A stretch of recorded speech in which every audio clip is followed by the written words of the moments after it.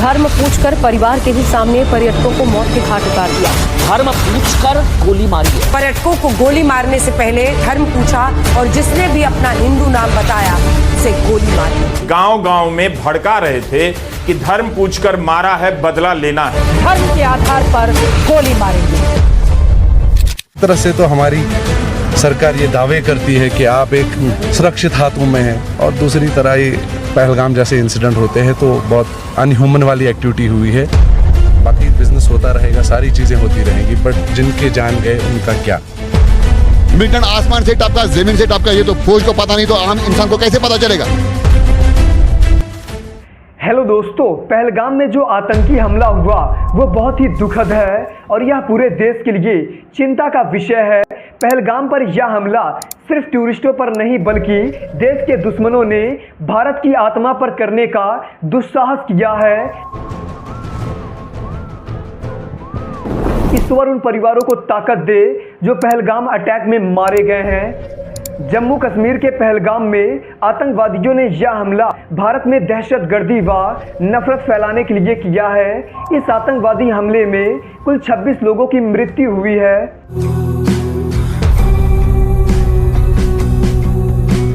उन परिवारों की दुख की हम कल्पना नहीं कर सकते जिनके घर से बच्चे टूर करने निकले हो और उस घर में बच्चे की डेड बॉडी वापस आई हो। आतंकवादियों ने जब वैसरन घाटी पहुंचे तो उन्होंने बंदूक ऊपर चलाई तो सभी लोग डर गए। भीड़ से हिंदू मुस्लिम लोगों को अलग होने को कहा। स्टार्टिंग में पूछा हिंदू और मुस्लिम अलग हो जाओ ऐसा बोला तो किसी ने कुछ रिप्लाई नहीं दिया। सब जब कोई अलग नहीं हुआ तो हर एक लोगों को इस्लामी आयत पढ़ने को कहा। जो आयत को नहीं पढ़ पा रहे थे उसे आतंकवादी गोली मार दे रहे थे।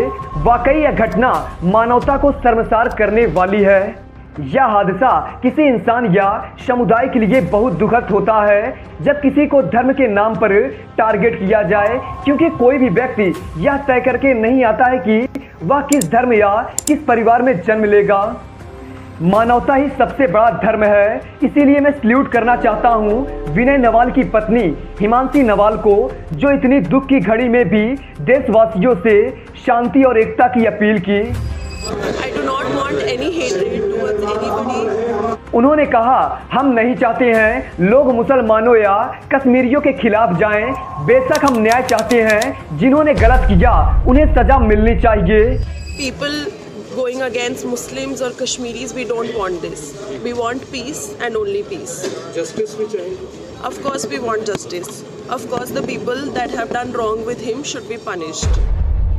नेवी अफसर विनय नवाल की पत्नी हिमांशी नवाल तथा कानपुर के शिवम द्विवेदी की पत्नी ऐशानिया ने सरकार से मांग की है कि उनके पति को शहीद का दर्जा दिया जाए। बहुत गंदी तरीके से मारे गए हैं और आप जो हम लोगों के ऊपर बैठे हुए हो, जो सरकार को, इस देश को देख रहे हो, उनको इन निहत्थे मारे गए लोगों को शहीद का पद देना है, शहीद का दर्जा देना है बस। मृतकों में यूपी, गुजरात, महाराष्ट्र, कर्नाटका, तमिलनाडु और उड़ीसा के टूरिस्ट शामिल थे।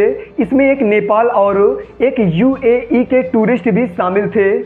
इस आतंकवादी हमले में एक कश्मीरी की भी मृत्यु हुई जो टूरिस्टों को घोड़ा सवारी कराता था।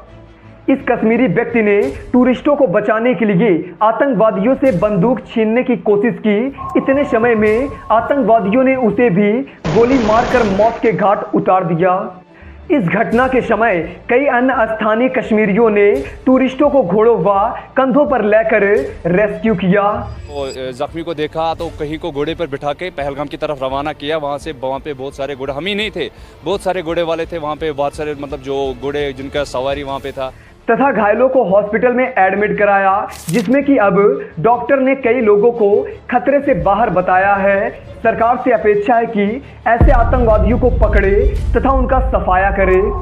ऐसे संवेदनशील समय में मीडिया से उम्मीद की जाती है वह संयम और जिम्मेदारी से काम करें। हालांकि यह दुर्भाग्यपूर्ण है कि कुछ मीडिया इतनी गिर गई कि इस दुखद घटना को भी सांप्रदायिकता का रूप देने की कोशिश की।